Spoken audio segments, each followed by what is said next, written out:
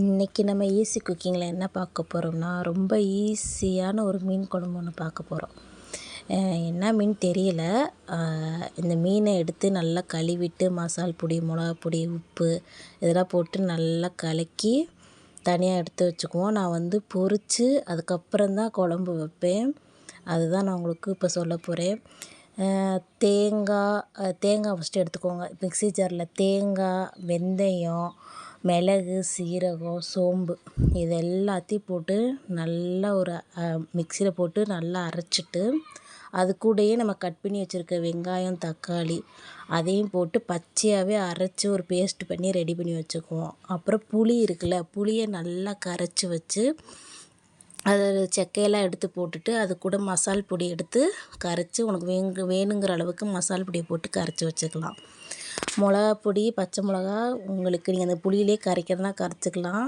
எங்களுக்கு வந்து காரம் இன்றைக்கி வேணாம், அதனால் நாங்கள் காரம் ரொம்ப சேர்க்கல, கொஞ்சம் மைல்டாக தான் போட்டு வச்சுருக்கேன் நான்.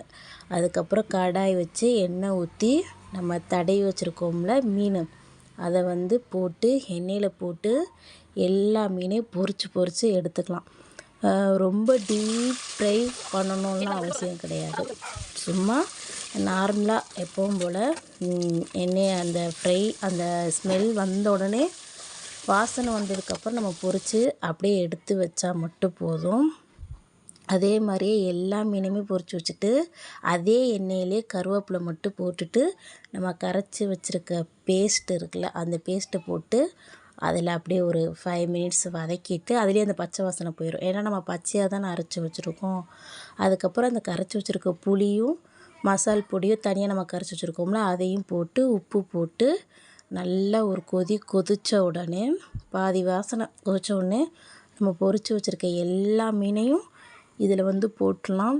நான் ஏன் பொரித்து வைக்கிறேன்னா, எனக்கு வந்து கொஞ்சம் நேரம் கழித்து மீன்லாம் தனித்தனியாக வந்துடும்.